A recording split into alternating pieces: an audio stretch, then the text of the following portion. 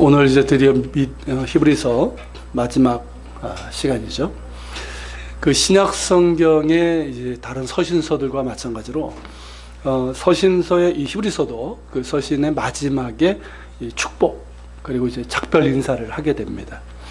그 중에서 이제 20절, 21절은 아주 훌륭하고 아름다운 축복문이라고 할 수가 있어요. 우리나라 경우는 이제 그런 경우는 많이 볼 수 없지만 서구 교회 같은 경우 특히 이제 부활절에 이 20절, 21절을 이제 정기적으로 이렇게 사용하고 있는 그런 축복문입니다. 자, 20절, 21절인데요.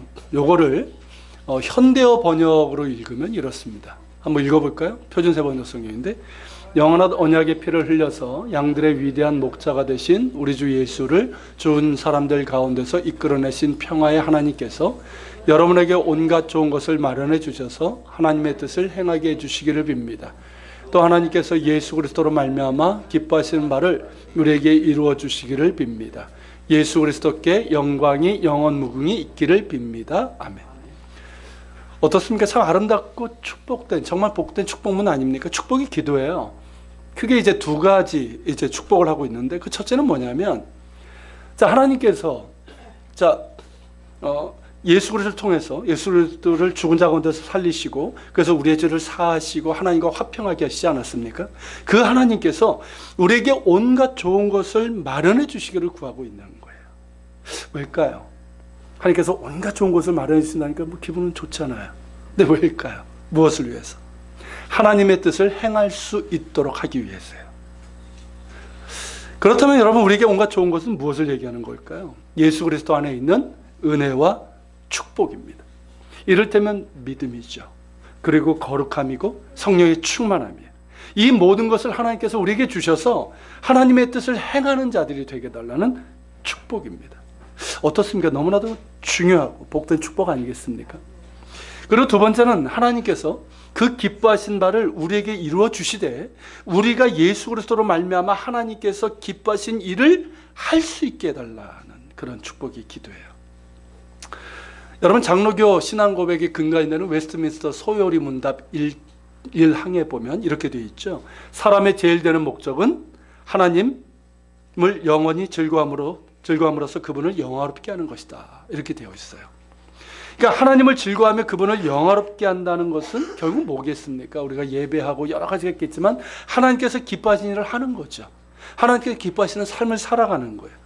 과연 무엇이 하나님께서 기뻐하시는 일일까? 그리고 하나님께서 기뻐하시는 일을 하려면 어떻게 해야 될까? 어떻게 해요? 예수 그리스도를 말미암아 우리가 알 수 있고 할 수 있는 거예요. 우리가 예수님을 나의 구주요, 나의 왕으로 영접하고 순종할 때 우리는 하나님께서 원하시고 기뻐하시는 뜻이 무엇인지를 알게 됩니다. 그것이 무엇일까요? 하나님께서 우리에게 정말 원하시는 것이 뭘까? 뭘 것 같습니까, 여러분? 다른 것 아니에요. 예수 잘 믿는 거예요. 이해가 되십니까? 하나님께서 우리에게 정말 원하시는 건요, 우리가 뭐 세계 평화, 민족의 통일, 물론 그걸 위해서도 기도하고 해야 되겠지만 예수 잘 믿는 거예요. 정말 예수 잘 믿는 거예요. 그냥 교회 다니는 거 아니고 예수 잘 믿는 거예요. 예수님 안에 거하는 거예요. 정말 예수 안에 거하라. 많이 들어봤잖아요. 근데 그 말씀의 의미가 뭔지를 알아야죠. 정말 내가 예수 안에 거한다는 게 뭔지, 예수님과 사귐이 있다는 것이 무엇인지, 예수님과 동행한다는 것이 무엇인지 우리가 아는 그런 믿음이 있기를 원하시는 거예요.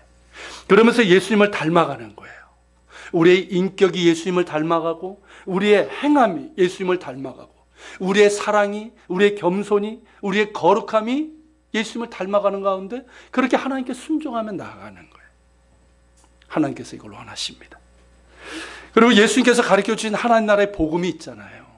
그 복음을 잘 배우고 그러면서 먼저 하나님 나라와 의를 구하는 거예요. 이게 예수 잘 믿는 거예요. 이렇게 예수 잘 믿는 것이 하나님께서 우리에게 원하시고 기뻐하는 일입니다. 그리고 하나님께서 기뻐하시는 일을 할 때도 어떨까요? 다른 일을 할 때도 예수 그리스도로 말미암아 하는 거예요. 내 힘으로 할 수 있는 게 아니고요, 예수의 힘에 힘입어서 해야 되는 거예요. 그래야지 내가 드러나지 않아요. 교만해지지 않아요. 자기 의가 되지 않아요. 나 같은 죄인 살리신 예수님의 그 사랑에 힘입어 일하는 사람이 어떻게 자기를 주장할 수 있을까요? 자기 의를 드러내고 교만하고 또 자기가 영광을 받으려고 할 수 있을까요? 모든 것이 주의 은혜입니다. 나의 나 된 것은 오직 하나님의 은혜인 거예요. 내가 무엇을 했다면 그것은 주님의 은혜 때문이고요. 나에게 무엇을 할 수 있는 힘이 있다면 그것도 주님께서 주신 은혜 때문입니다. 주께서 힘 주셨기 때문에 가능한 거예요. 내가 무엇을 한들 주님의 은혜를 갚을 수 있겠습니까? 그러기에 늘 겸손히 또한 감사하는 마음으로 하나님께서 기뻐하신 일을 하되 오직 예수 그리스도로 말미암아 해나가는 것이죠. 그러한 우리가 될 수 있기를 소망합니다. 어떻습니까 여러분? 너무나도 귀하고 아름답고 복된 축복의 기도 아닙니까? 이 축복문은 우리가 잘 기억했으면 좋겠어요. 그래서 우리가 기도할 때도 이 내용을 가지고 좀 기도했으면 좋겠어요. 우리 자신이 그리고 우리 공동체가 그렇게 될 수 있도록, 그리고 우리가 무엇을 하든 이 말씀처럼 했으면 좋겠습니다. 그렇게 된다면 더욱더 크신 하나님의 은혜와 축복이 우리 가운데 임하지 않겠습니까? 우리의 믿음과 우리의 행하는 말을 통해서 하나님께서 영광 받으실 것입니다. 이런 은혜와 축복이 우리 모두에게 있기를 주님의 이름으로 축원합니다. 자, 히브리서 저자는요, 이렇게 이제 축복의 인사, 그리고 이제 작별 인사를 하면서 이렇게 마무리 지으면서 그에 앞서서 이 서신의 대상인 유대인 신자들에게 아주 중요한 당부의 말을 하고 있어요. 그게 바로 17절서부터 19절입니다. 자, 먼저 17절을 한번 볼게요. 같이 읽겠습니다. 너희를 인도하는 자들에게 순종하고 복종하라. 그들은 너희 영혼을 위하여 경성하기를 자신들이 청산할 자인 것처럼 같이 하느니라. 그들로 하여금 즐거움으로 이것을 하게 하고 근심으로 하게 하지 말라. 그렇지 않으면 너희에게 유익이 없느니라. 자, 여기 보면 너희를 인도하는 자들에게 순종하고 복종하라 라고 했어요. 너희를 인도하는 자들, 뭐냐면 목회자들 얘기하는 거예요. 그러니까 너희를 지도하고 있는 목회자들에게 순종하고 복종하라 라는 말씀이에요. 근데 가만 보면 이 말씀에 대해서 내심 부담스럽거나 왠지 모를 거부감을 갖고 있는 분들이 꽤 있는 것 같아요. 굳이 이제 포스트 모더니즘 시대의 어떤 탈권위적인 풍조가 있지 않습니까? 그건 뭐 얘기하지 않더라도 목회자의 권위에 대한 무조건적인 어떤 복종을 요구하는 것 같아서 거부감이 들기도 하는 것 같아요.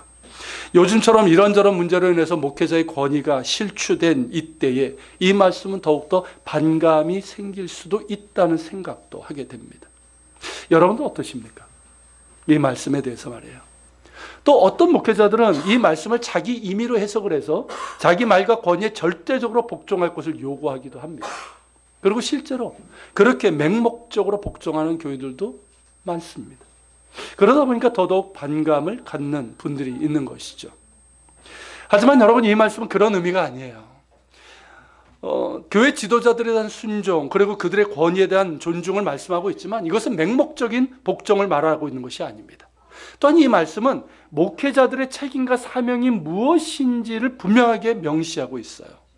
그런 까닭에 이 말씀은 교인들뿐만 아니라 목회자들에게도 중요한 말씀입니다. 그러므로 본문의 의미를 잘 이해하고 적용하고 실천해야 되는 것이죠. 우선 이 말씀이 기록된 때의 배경을 볼 필요가 있는데요. 우리가 아는 것처럼 이때는 초대교회 시대이고 그 대상은 히브리인들, 즉 예수님을 구주로 영접한 유대인 신자들, 그들에게 이제 쓰여진 서신입니다. 여러분, 당시 초대교회는 어땠습니까? 좋았을까요? 나빴을까요? 초대교회.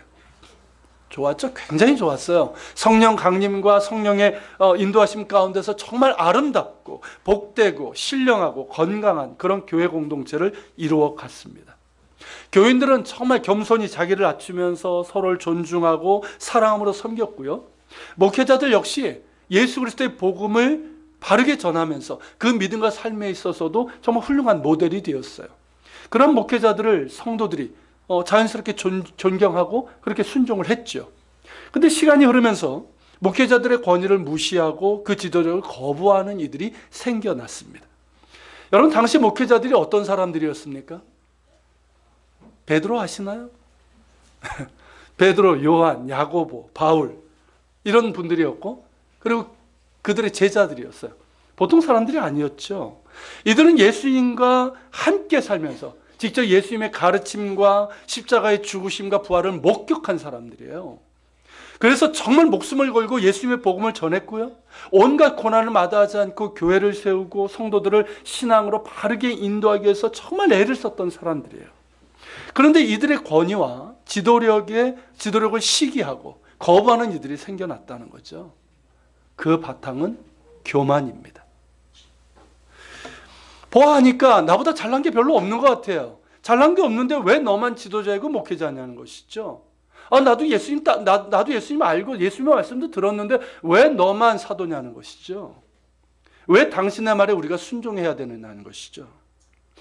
자, 게다가 거짓 교사들이 교회에 들어왔잖아요. 그래서 사도들이 전한 예수 그리스도의 복음을 아주 교묘하게 이렇게 속이면서 미혹하며 이런 풍조가 더 생긴 거예요.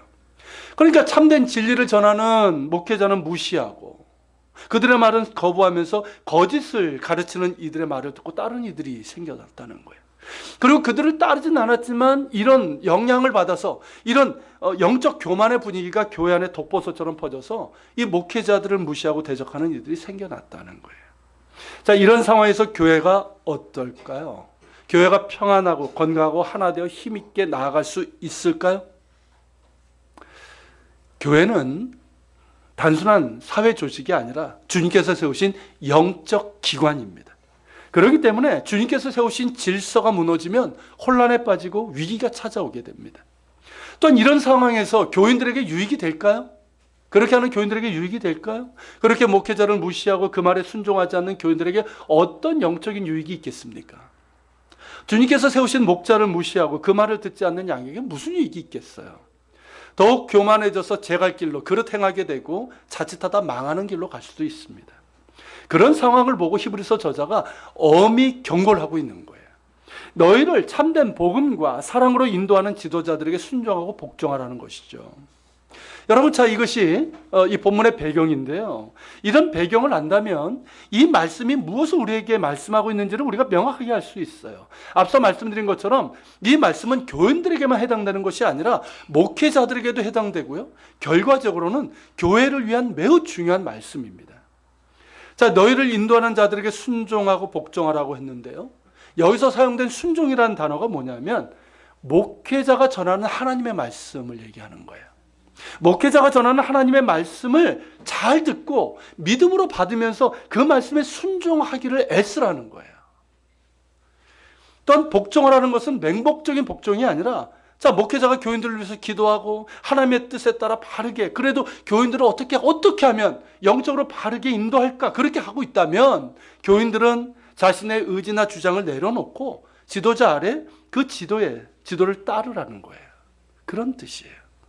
그러니까 목회자의 책임과 사명이 먼저 강조되고 있는 거예요. 목회자는 무엇보다 하나님의 말씀을 잘 연구하고 묵상해서 진리의 말씀을 잘 전해야 됩니다. 자기의 임의대로, 자기의 유익에 따라 말씀을 잘못 가르치거나 왜곡해서는 안 되는 거예요. 지난 주일에 이제 우리 주일 예배하고 이제 애찬까지 끝나고 나서 저희 큰애가 이 목양실에 들어오더니 이렇게 저를 보더니 그래요. 아빠는 설교 준비하는 게 귀찮지 않아요? 요즘 젊은 애들이 많이 쓰는 말이죠. 귀찮지 않아요? 그러니까 설교 동영상과 본문을 이제 제가 매주 교회 홈페이지에 이렇게 올리고 있는데 그걸 본 거예요. 설교 원고를 보니까 두툼해 한 10장 되거든요. 그러니까 꽤 많은 시간이 걸렸을 것 같고, 그래서 그 말은 뭐냐면 설교 준비하는 게 귀찮냐는 말이지만 뜻은 뭡니까? 힘들지 않아요, 이 뜻이에요. 그래서 제가 그랬어요. 설교를 준비하는 건 힘들다. 설교 한 편 준비하는데 원고 작성만 6, 7시간이 걸린다. 그런데 성경 본문을 이렇게 연구하고 묵상하고 자료를 살펴보고 하는 시간은 그 이상으로 많이 걸린다. 사실 주일 강단에서 내려오면서부터 다음 주 설교를 생각해야 되거든요. 그러다 보면 거의 일주일 내내 이렇게 준비한다고 보면 되는 거예요. 이 작업이 쉽지 않다. 시간도 많이 들고 힘든 일이지만 대충 할 수는 없다. 대충 재밌는 이야기하고 세상 이야기하고 성경과 다른 말하고 내려가면 안 되지 않냐.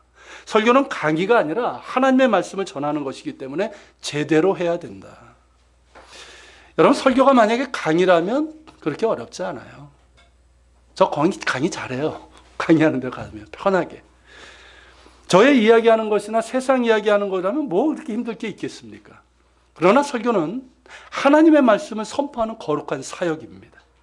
그렇기 때문에 설교자는 성경 말씀의 본뜻을 잘 연구하고 그 묵상하면서 본래 의미와 본래 의미를 제대로 알아야 되고요. 그리고 그 말씀이 의미하는 바, 우리에게 무엇을 원하고 있는지, 무엇을 명령하고 있는지를 바르게 전해야 됩니다.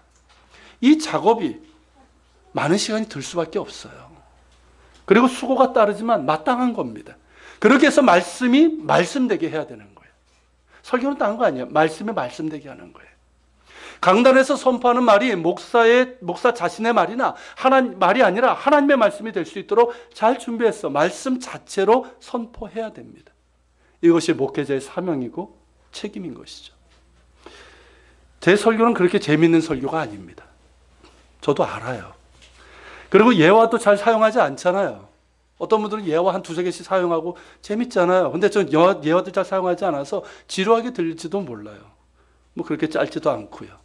때로는 어려울지도 몰라요. 아무래도 성경 배경과 성경 원어, 그 원어의 뜻을 여러분들에게 말씀드리다 보니까 그럴 것이고요. 그리고 성경 말씀 있는 그대로를 전하다 보니까 듣는 입장에서는 때로는 그 말씀이 부담스럽고 어려울 수도 있어요.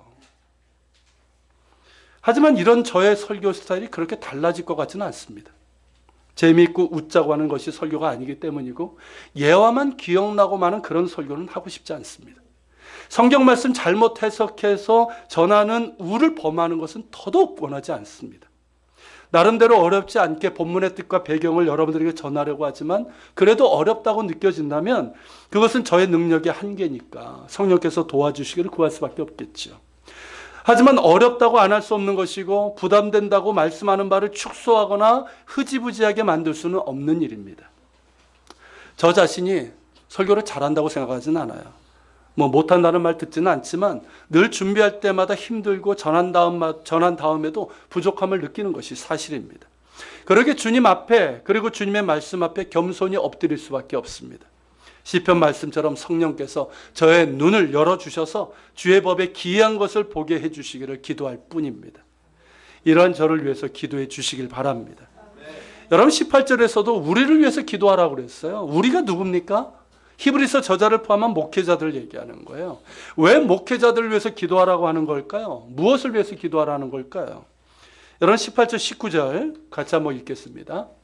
우리를 위하여 기도하라. 우리가 모든 일에 전하게 행하려 함으로 우리에게 선한 양심이 있는 줄을 확신하노니 내가 더 속히 너에게 돌아가길 위하여 너희가 기도하기를 더욱 원하노라. 자, 여기 보면 우리에게 선한 양심이 있다라고 얘기를 했어요.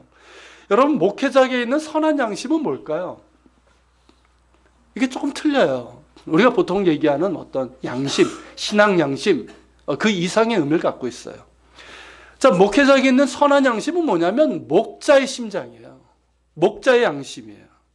즉 목회자가 목회를 하고 설교를 하는 모든 것은 목자의 양심, 목자의 심장을 가지고 해야 한다는 거예요.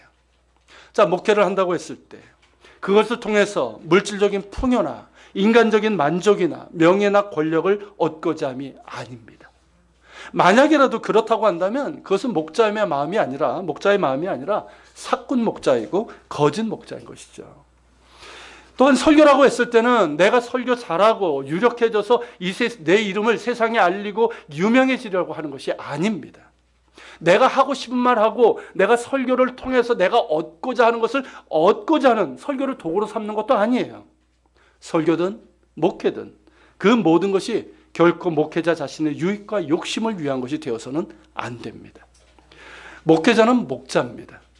우리의 영원하신 목자이신 예수님께서 세워주신 목자입니다. 주님의 양들을 잘 돌보고 먹이고 바른 길로 인도하라고 세우신 목자입니다. 그런 까닭의 목자는 영원하시고 참 목자이신 예수님을 닮는 것이 참 중요합니다. 예수님처럼 양들을 사랑하고 양들의 목소리를 듣고 양들을 의의 길로 인도하고 양들을 위해서 목숨을 내어놓는 사랑으로까지 가야 합니다. 그것이 목자의 심장이고 본문에서 말하고 있는 목회자에게 있는 선한 양심이에요. 이 말씀에 비추어서 저 자신을 보니까 참 많이 부족하고 흠이 많아서 주님께 죄스럽지만 그래도 저에게 작게라도 이 목자의 심장, 목자의 선한 양심이 있음을 고백합니다. 너무 작아서 주님께 죄스럽고 또 여러분들에게도 미안한 마음이 크지만 그래도 저는 이 작은 목자의 심장, 선한 양심을 붙들고 이 길을 가려고 합니다. 강단에 설 때마다 목사 안수 받고 처음 하나님의 말씀을 전했던 그 두렵고 떨림으로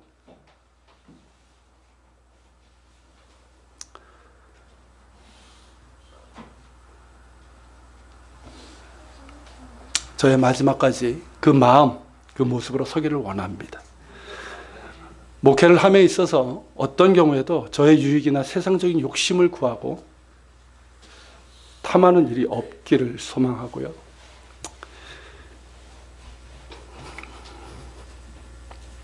이를 위해서 날마다 주님 앞에 엎드리고 이를 악물고라도 그렇게 해 나갈 것입니다. 근데 여러분, 이를 위해서는 여러분들이 기도해 주셔야 됩니다. 히브리서 저자가 누구인지 명확하지 않지만 그 역시 목회자였습니다. 히브리서를 쓸 만큼 훌륭한 그가 교인들에게 자신을 위해서 기도해달라고 요청하고 있는데 저처럼 부족하고 흠이 많은 사람이 어찌 여러분들의 기도 없이 목회를 제대로 해나갈 수 있겠습니까? 목회자는 교인들을 위해서 기도합니다. 이것이 목회자의 의무이고 사명이고 책임입니다. 하지만 목회자 역시 연약하고 흠이 많은 인간이라서 교인들의 기도가 절대적으로 필요합니다. 여러분, 목회자를 위해서 기도하는 것은 곧 여러분 자신을 위한 것이고 교회를 위한 것이기도 합니다. 저는 여러분들을 위해서 기도합니다. 17절의 말씀처럼 목회자는 교인들의 영혼을 위해서 경성하기를 자신이 청산할 자인 것처럼 그렇게 하는 사람입니다. 여러분, 경성한다는 게 무슨 뜻인지 아십니까? 눈을 부릅뜨고 깨어서 기도한다는 뜻이에요. 그리고 청산할 자란 뭐냐면 빚을 청산한다는 의미 아시잖아요. 마치 교인의 문제가 내 문제인 것처럼, 내가 빚진 것처럼 그렇게 생각한다는 뜻이에요. 너무나 당연하지만 저 안에는 여러분들을 위해서 기도합니다. 여러분들의 영혼을 위해서 기도하고 여러분들의 삶의 문제와 가정을 위해서 깨어서 기도합니다. 여러분들에게 어떤 문제가 생기면 그것이 마치 저희들의 문제인 것처럼 생각되고 마치 저희 잘못인 것처럼 생각이 되어서 저희 자신이 청산할 자인 것처럼 마음이 아프고 안타깝고 그래서 때로는 주님께 하소연하면서 그렇게 기도를 합니다. 너무나 당연하지만 새벽에 기도하면 여러분들을 위한 기도를 하다 시간이 다 갑니다. 정작 저희 가족을 위해서, 저희 아들들을 위해서는 제대로 기도하지 못할 때가 많아서 미안하기도 합니다. 이것이 너무나도 당연하지만 여러분들도 저를 위해서 그리고 저의 목회의 동역자인 아내를 위해서 기도해 주셔야 됩니다. 그것이 여러분들에게 유익한 것이죠. 여러분들을 위해서 기도하는 주의 종을 위해서 기도하는데 어찌 유익이 없겠습니까? 목회자 역시 연약하고 흠이 많아서 때로는 힘겨울 때가 있습니다. 마음이 힘들 때가 있습니다. 영적으로 디프레션 될 때도 있습니다. 체력적으로 힘들 때도 있고 생활에 문제로 어려움을 겪을 때도 있습니다. 그렇게 되면 기도하는데 그렇게 깊지 못하고 힘이 들 때가 있습니다. 또한 마귀의 공격 대상이 될 수가 있습니다. 여러분, 목회자는 마귀의 공격 대상 1호입니다. 마귀는 어떻게 해서든 교회를 혼란스럽게 하고 무기력하게 만들려고 하고요. 믿는 성도들을 넘어뜨리려고 그렇게 합니다. 그런데 여러분, 가장 효과적인 방법은 뭘까요? 목회자를 무너뜨리면 돼요. 교인 몇 명 무너뜨리는 것보다 목회자 한 명 무너뜨리는 것이 교회를 혼란에 빠지게 하고 무기력하게 만드는 최고의 전략이기 때문입니다. 목회자 개인이 영적으로 깨어서 무장을 해야겠지만 마귀는 아주 교묘하게 목회자의 인간적인 약점이나 상처를 파고듭니다. 그래서 유혹하고 평안을 깨뜨리고 넘어지게 합니다. 그런 순간 마귀는 쾌재를 부르겠죠. 그렇게 되지 않도록 목회자를 위해서 기도해야 됩니다. 지금도 저와 아내를 위해서 기도하신다는 것을 제가 잘 알고 있고 그러면서 감사를 드리지만 더욱더 저희 부부를 위해서 기도해 주십시오. 사도들도 늘 교인들에게 자신들을 위해서 기도를 부탁을 했고요. 예수님께서도 겟세마네 동산에서 깨어서 나를 위해서 기도하라고 하셨습니다. 하물며 저와 같은 이가 어찌 여러분들의 기도 없이 설 수가 있겠습니까? 더욱더 저와 아내를 위해서 기도해 주시기를 다시 한번 부탁드립니다. 그래서 더욱더 목자의 심장, 선한 양심을 가지고 겸손하게 바르게 그리고 처음 사랑과 처음 마음을 잃지 않고 끝까지 주님 맡겨주신 목회와 말씀 선포 잘할 수 있도록 기도해 주십시오. 목회자에게 순종하고 복종하라는 말씀도 이와 같은 의미입니다. 이 말씀은 결코 맹목적인 복종을 강요하는 것이 아니에요. 목회자 자신을 위해서가 아니라 교인들을 위한 것이고 궁극적으로는 교회를 위한 것입니다. 앞서 말씀드린 것처럼 목회자는 성도들 한 사람 한 사람의 영혼을 위해서 경성하고 자신들이 청산할 자인 것처럼 그렇게 하는 사람입니다. 이것이 목회자의 의무이고 사명이고 책임입니다. 여기에는 기도뿐만 아니라 설교와 목회의 모든 일들이 포함됩니다. 목회자가 성도를 위해서 기도할 때 그 영혼의 구원과 성장을 위해서 기도합니다. 설교 역시 하나님의 말씀을 잘 준비해서 전하고 그 말씀으로 성도들의 영혼이 구원에 이르고 말씀으로 위로받고 또는 새로워지고 변화되고 그래서 순종의 열매를 맺는 사람들이 되도록 하기 위해서입니다. 목회 역시 어떤 사업, 행사, 프로그램 자체를 위한 것이 아니라 그 모든 것을 통해서 성도들의 신앙과 인격과 삶이 성장하고 그래서 예수 그리스도의 장성한 분량에까지 이르도록 하기 위해서입니다. 그리고 이 모든 것을 통해서 오직 예수 그리스도의 이름이 높아지고 하나님께 영광을 돌리는 것입니다. 이것이 목회이고 이렇게 하는 것이 목회자에게 주어진 사명이고 책임입니다. 그렇다면 교인들이 어떻게 해야 될까요? 목회자에게 순종하고 복종하는 것이 옳지 않을까요? 여러분, 목회자의 권위는 세상의 것과 다릅니다. 자, 세상의 권위는 어떻습니까? 어떻게 주어집니까? 그 사람의 능력, 지식, 지위, 부와 권력 이런 것으로 권위가 주어집니다. 그러나 목회자의 권위는 주님으로부터 주어지는 거예요. 교회의 주인이신 예수님께서 부여하신 권위입니다. 그렇기 때문에 권력이 아니라 영적 권위입니다. 그것은 계급이 아니라 질서입니다. 교회는 영적 질서가 있어요. 여러분, 교회 직분이 있죠. 목사, 장로, 권사, 안수집사, 서리집사. 이 직분은 권력도 아니고 계급은 더더욱 아닙니다. 우리 사회사 아이가 누가 높은 거예요? 교회 높은 거 누구예요? 이런 식으로 얘기를 하는데 결코 여러분 직분은 계급이 아니에요. 질서입니다. 그리고 그 질서는 주님의 몸된 교회를 섬기라고 주신 질서입니다. 그 질서 가운데 권위가 있는 거예요. 그렇게 해서 주어진 권위가 바로 목회자의 권위입니다. 목회자 개인의 능력이나 뛰어남이나 특별함 때문이 아니라 주님께서 그에게 부여하신 것이기 때문에 목회자에게 권위가 있고 교인들은 그 권위에 순종해야 되는 겁니다. 사실 인간적으로 보면 어떻습니까, 여러분? 목회자보다 똑똑하고 많이 배우고 학문과 지식이 뛰어난 교인들이 더 많아요. 예전에는 목회자들이 쉽게 얘기하면 더 많이 배운 사람이 요즘은 그렇지 않잖아요. 교인들 가운데 석박사 얼마나 많습니까? 똑똑한 사람은 얼마나 많아요. 그리고 여러분, 사회적인 지위와 경험과 능력에 있어서도 목회자보다 교인들이 더 높고 더 많고 더 뛰어난 경우가 많습니다. 심지어 인격과 인품도 그래요. 목회자들보다 훌륭한 분들이 더 많아요. 하지만 목회자로 부르심을 받았다는 것이 인간적인 뛰어남 때문일까요? 인간적인 조건 때문일까요? 그렇지 않습니다. 도무지 자격이 없고 무능하고 어리석은 자임에도 주님께서 부르셨고 세우셨기 때문에 목회자가 된 거예요. 그런 목회자를 교인들이 존경하고 순종하지 않는다면 과연 목회자는 어떻게 목회를 감당할 수 있을까요? 어떻게 위로받고 어디에서 힘을 얻을 수 있을까요? 물론 주님으로부터 받는다고 하지만 목회자 역시 사람인지라 사람에게 위로받고 힘을 얻는 것이 마땅합니다. 바로 교인들에게서 말입니다. 본문에서 말씀하고 있는 것처럼 목회자가 주어진 사명과 책임을 즐거움으로 할 수 있도록 해주어야 됩니다. 만일 목회자를 존중하지 않고 그를 신뢰하지 않고 그의 말을 거부하거나 대적한다면 어떻게 즐거움으로 할 수 있겠습니까? 오히려 근심으로 하겠죠. 교인들 가운데 그런 말을 하는 분들이 있어요. 목사님들이 세상 물정을 모른다고. 세상 물정을 모른다고. 그래서 저런 소리 한다고. 어떻게 저렇게 살 수 있냐고. 목사들이 세상 물정 모르는 게 맞습니다. 세상 물정 잘 몰라요. 이런저런 직업도 가져보고 사업도 해보고 실패도 해보고 쓴맛 단맛 다 보고 나서 나이 들어서 목사가 되신 분들은 세상 물정을 알겠지만 대부분의 목사들은 세상 물정 잘 모릅니다. 저도 세상 물정 여러분만큼은 잘 모릅니다. 하지만 영적 물정은 여러분들보다 더 잘 압니다. 영적인 세계와 질서에 대해서는 여러분들보다 더 잘 압니다. 그리고 목사가 세상 물정 너무 잘 아는 것이 그렇게 좋다고 생각하지는 않습니다. 왜냐하면 어떤 문제가 생길 때 먼저 세상 물정에 따라 계산할 것 같기 때문입니다.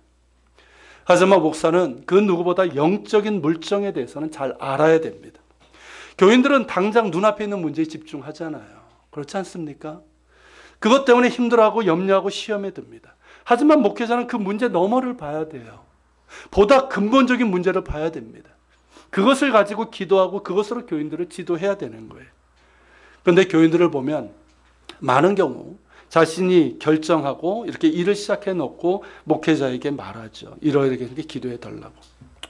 뭐 그렇게라도 이야기해 주시고 그것을 가지고 기도해야 되겠지만 그 전에 목회자에게 와서 그 문제를 이야기하고 함께 기도하면 훨씬 좋지 않을까요?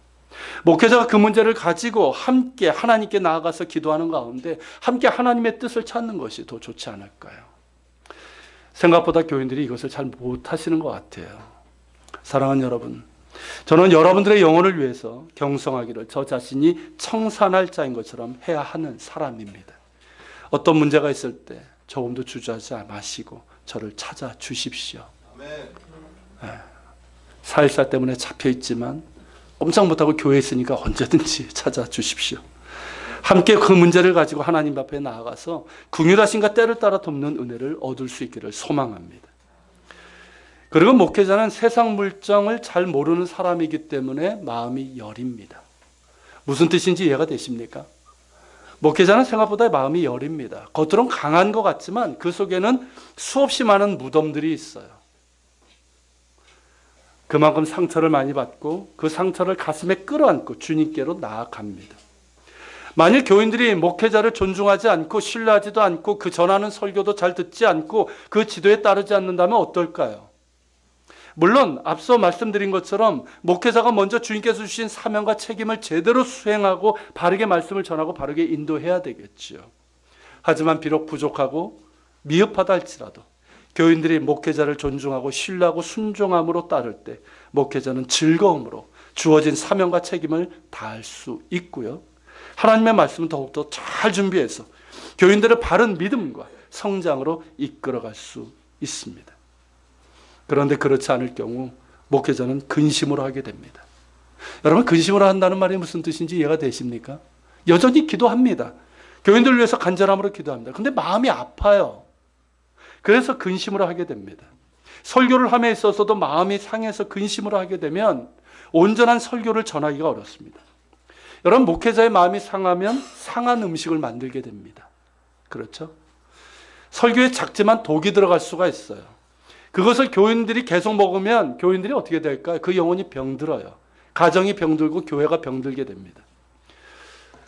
서울 광염교회 조연사 목사님, 이분이 그런 얘기를 한 적이 있어요. 자기는 몇 번 설교를 안 했대요.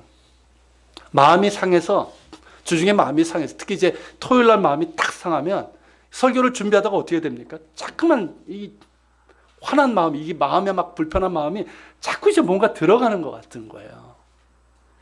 설교는 아니더라도 이 강단에 서서 어떻게 될까요? 누구가 눈에 탁 들어와요. 그런 경우 뭔가가 있을 수 있다는 거죠. 그래가지고 이분이 이렇게 전하다가 큰일 나겠다 싶어가지고 주일 전날 밤에 부교육자한테 전화해가지고 나 설교 못하니까 당신이 해 그랬답니다. 그러니까 이 부목사님이 얼마나 당황을 했겠어요. 에? 주일 밤에 12시 막 이때 전화해가지고 그 마음은 뭐 제가 이해하지만 하지만 조 목사님의 그 마음을 저는 이해합니다. 설교자라면 누구나 이해할 수 있는 부분이에요. 물론 목회자는 그렇게 되지 않도록 해야 되고요. 말씀에 독이 들어가지 않도록 해야 됩니다. 저 역시 제 마음에 근심으로 하게 될 때가 있는데 그때는 설교 준비가 참 어려워요. 그래서 더 주님 앞에 제 마음을 쏟아놓고 주님 마음 달라고 간구하고 더욱 여러분들을 위해서 기도합니다. 물론 그런 때가 많지 않아서 감사하지만 말입니다. 결국 목회자의 마음이 평안해야 됩니다. 즐거움으로 자신에게 주어진 목회적인 사명과 책임을 수행하고 특히 하나님의 말씀을 전할 때는 더더욱 그러해야 됩니다. 목회자가 근심으로 하지 않도록 목회자를 존중하고 신뢰하고 순종하라는 말씀이에요. 그렇지 않으면 너에게 유익이 없느니라. 맞지 않습니까? 만일 목회자가 근심으로 한다면 어찌 교인들에게 유익이 있겠어요? 교회 역시 평안하지 못하니 하나 되지 못하고 무기력과 혼란에 빠지고 맙니다. 처음이라서 그래. 사랑하는 여러분, 이제 말씀을 마치겠는데요. 제가 오늘 설교를 준비하면서 저는 어느 때보다 좀 조심스러웠어요. 행여라도 이 말씀을 저의 어떤 인간적인 권위나 유익을 위한 것이 되지 않도록 하기 위해서고, 또 여러분들이 이 말씀에 들으면서 조금이라도 어떤 오해가 없기를 바라는 것이고, 그리고 이 말씀의 의미를 잘 깨달아서 어떤 부담이나 거부감이 없기를 바라섭니다. 성령께서 이 아둔한 입술 가운데 역사하셔서 또한 여러분들에게도 듣는 귀와 깨닫는 심령을 허락해 주셔서 말씀의 참된 의미를 잘 깨닫고 저와 여러분들이 지금보다 서로를 존중하고 믿어주고 하나가 되어서 주님 보시기에 건강하고 복된 공동체를 세워나갈 수 있기를 소망합니다. 아울러 너무나도 부족하고 흠이 많지만 두렵고 떨림으로 주님께서 맡겨주신 목회의 사명을 잘 감당하고 더욱더 여러분들의 영혼과 삶을 위해서 경성하기를 저 자신이 청산할 자인 것처럼 하는 목자가 되겠습니다. 이를 위해서 저를 위해서 더욱더 기도해 주십시오. 많이 부족하고 함량 미달이지만 주님께서 여러분들에게 허락하신 목자로서 지지해 주시고 믿어 주시고 하나 되어 따라 주시기를 부탁드립니다. 우리의 참된 목자는 예수님이십니다. 저도 그렇고 여러분들도 영원하시고 참된 목자이신 주님을 바라보며 서로 존중하고 서로 사랑하며 하나가 되어서 주님의 영광이 밝히 드러나는 우리 예한교회를 세워나갈 수 있기를 소망합니다. 사랑합니다. 자, 우리 같이 찬양했으면 좋겠습니다. 같이 자리에서 일어나서 주 안에 우린 하나 이 찬양 드리고 같이 말씀 기억하면서 기도하는 시간을 갖도록 하겠습니다.